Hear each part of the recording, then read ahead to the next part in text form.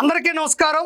నేను మీ కిరా కార్పేని. ఆర్కే రోజా రీసెంట్ గా ఎక్స్ లో పోస్ట్ పెట్టింది. ఆ పోస్ట్ ఇదే, ఒకసారి మీరు చూడండి. ఇదంతా కూడా ఏదైతే నరేంద్ర మోడీ గారు పిలుపునిచ్చారో ఖర్చులు తగ్గించాలి, భారతదేశం ప్రత్యక్షంగా గానీ పరోక్షంగా గానీ ఇబ్బందులు పడబోతుంది ఆయన చెప్పడం, భారతదేశంలో ఉండేటువంటి ప్రతి రాష్ట్రంలో ఉండే జనాలు కూడా దాన్ని ఆలోచించడం, ఖచ్చితంగా దాన్ని అవలంబించడం కూడా జరగబోతా ఉంది. అయితే ఇక్కడ ఆర్కే రోజా పెట్టేటువంటి పోస్ట్ దేనికి సంబంధించింది అంటే, మహానాడు కార్యక్రమం నెల్లూరు జిల్లాలోని ప్రశాంతి రెడ్డి గారికి సంబంధించినటువంటి కోవూరు నియోజకవర్గంలో కూడా మహానాడు ఏర్పాట్లని ఆంధ్ర రాష్ట్ర వ్యాప్తంగా ఉండే తెలుగుదేశం నాయకులందరూ కూడా శరవేగంగా ముందుకు తీసుకొస్తున్నారు.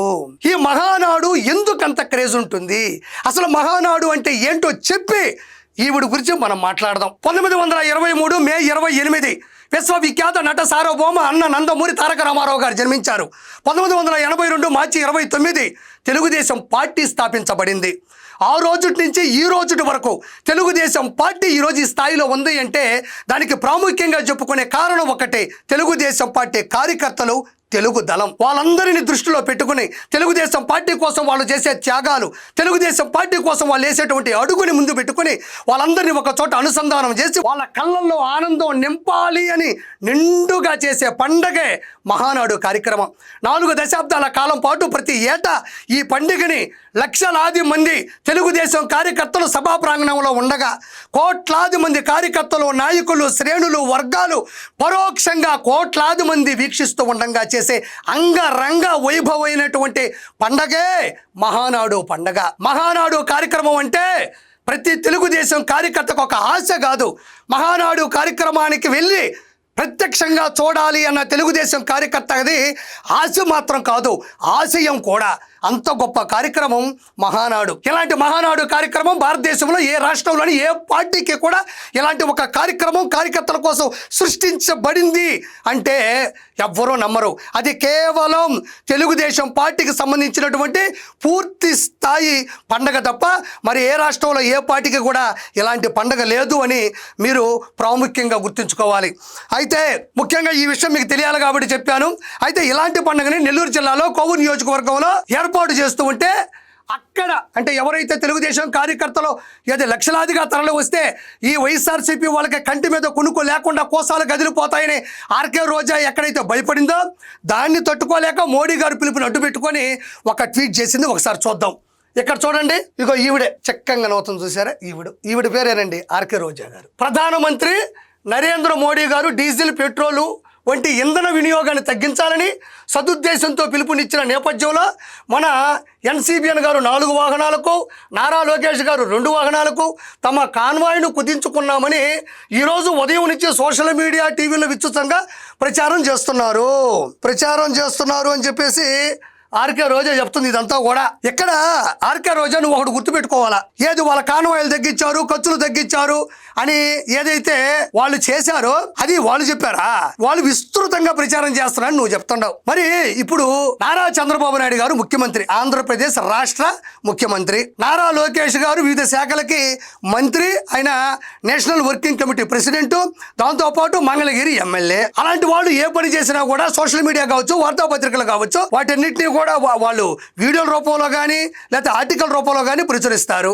అలాంటి దానికి విస్తృతంగా ప్రచారం చేసేది ఏముంటుంది ఇక్కడ విస్తృతంగా ప్రచారం చేస్తున్నారు అంటున్నావు. విస్తృతంగా ప్రచారం చేయడం అంటే ఏంటో తెలుసా? ఆర్కే రోజా కదిరి నుంచి గొడ్డలు తెప్పించి 4 మనుషులను పెట్టించి మంచి చెబుతున్న బాబాయిని తెగ నరికించి ఆ వార్తని సొంత ఛానల్లో, సొంత పత్రికల్లో నారా చంద్రబాబు నాయుడు గారి చేతిలో గొడ్డలు పెట్టి నారాసుర రక్త చరిత్ర అని అబద్ధపు ప్రచారాలు రాసినారు చూసావా?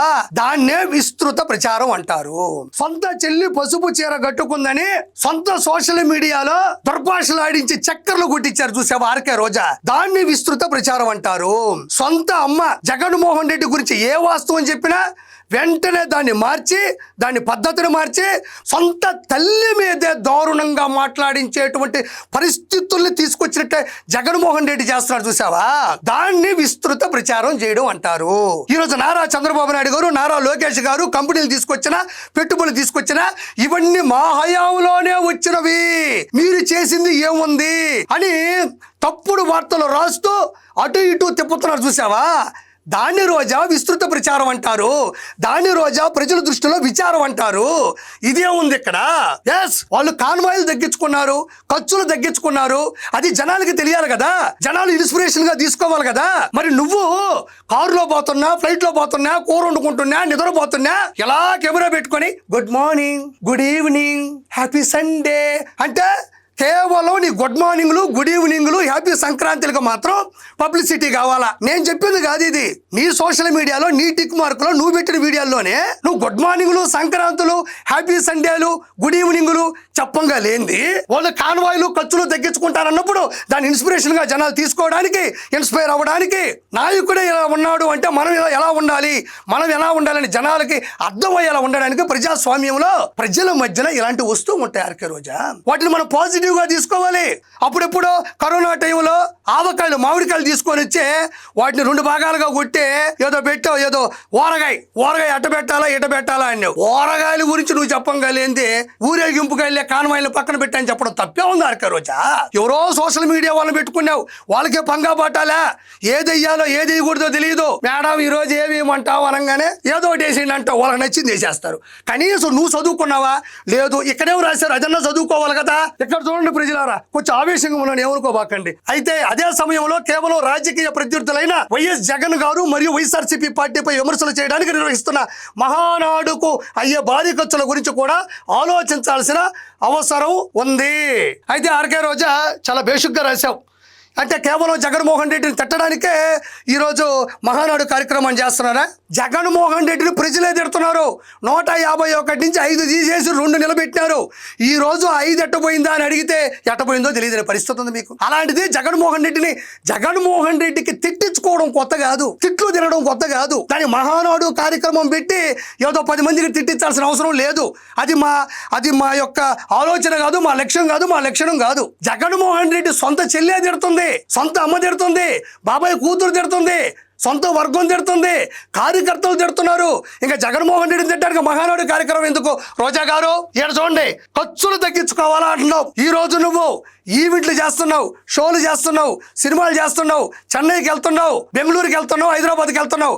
ఆ షోల్లో, ఈవెంట్లో, సినిమాల్లో ఖచ్చితంగా జనరేటర్లు ఉంటాయి కదా, జనరేటర్లు తగ్గించు, దాంట్లో ఆయిల్ తగ్గించు, ముందు నీ మొహానికి మేకప్ తగ్గించు అని జనాలు అనుకుంటుండగా నేను విన్నా. ప్రామిస్ గా, నా ఉద్దేశం కాదు ఇది. జనరేటర్లు తగ్గించు.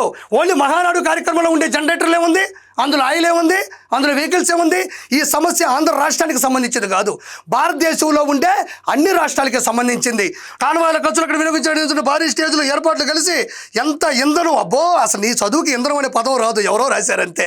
Okay done. ప్రజాధనం, ఇంధనం వృధా అవుతుందో లెక్కిస్తే ఆశ్చర్యమే. ఏది ఈ మహానాడుకి అయ్యేదంతా చూస్తే నీకు ఆశ్చర్యం వేస్తుందా? నారా చంద్రబాబు నాయుడు గారు నిర్మించేటువంటి ఏదైతే మహానాడు ఉందో అది కేవలం నారా చంద్రబాబు నాయుడు గారి యొక్క పార్టీ ద్వారా చేసేటువంటి పూర్తి సొంత ఖర్చు తప్ప ప్రజల దగ్గర, నాయకుల దగ్గర తీసుకునేటువంటి డబ్బులు కాదని నీకు మరోసారి గుర్తు చేస్తున్నా. ఇప్పుడు కాదు, గత 4 దశాబ్దాల నుంచి ఏర్పాటు చేసినటువంటి మహానాడు కార్యక్రమాల్లో కూడా దీని గురించి ప్రస్తావన ఉంటుంది. ఇది సొంత డబ్బులతో చేసేది.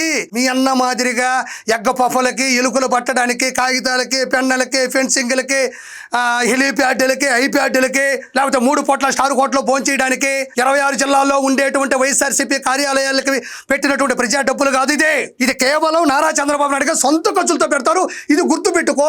ఈ రోజు ఈవిడ ఇలా మాట్లాడింది, మోడీ గారు పిలుపునిచ్చారు, మరి నారా చంద్రబాబు నాయుడు గారు పట్టించుకోవట్లేదని. అసలు ఇది చూడండి ప్రజలారా, ఇలా చూడండి ప్రజలారా, నారా చంద్రబాబు నాయుడు గారు మోడీ గారు అంటే ఎంత అభిమానమో, మోడీ గారిని ఎంత ప్రేమిస్తారో, ఆయన ఆలోచనని, ఆయన ఆచరణ ఎంత కోరిస్తారో తెలిసిందే. టీడీపీ పార్టీ పండుగ మహానాడు 2026 ఆన్లైన్ లో మహానాడు నిర్వహణకు సీఎం చంద్రబాబు నిర్ణయం. పొదుపు చర్యల్లో భాగంగా కీలక నిర్ణయం అంటే ఈ నెల 27, 28 చేస్తామని స్పష్టంగా అఫీషియల్ పేజీలో వచ్చింది.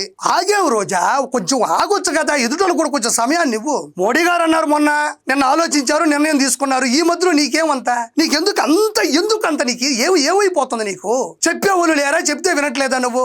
ఇదిగో నారా చంద్రబాబు నాయుడు గారు స్పష్టంగా లక్షలాది మంది కార్యకర్తలు ఎటు కదలకండి, మోడీ గారి పిలుపు మేరకు మనం మంచి చేకూర్చాలంటే మనం పద్ధతిగా ఉండాలి, దయచేసి ఏమీ అనుకోకండి, ఖర్చు తగ్గించాలని చెప్పేసి కేవలం కొద్ది మందిని మాత్రమే ప్రవేశపెట్టి చేస్తున్నటువంటి మహా పండుగ, ఎక్కడ ఉన్నా మహా పండుగ. కాబట్టి ఆర్కే రోజా మాట్లాడే ముందు కొంచెం ఆలోచించాల్సిందిగా నేను మనస్ఫూర్తి కోరుకుంటున్నాను. ఇందులో నీకు నాకు ఏ శత్రుత్వం లేదు, కానీ నువ్వు ఏది మాట్లాడినా అందులో తప్పు ఉంటే నేను వేలెత్తి చూపిస్తాను.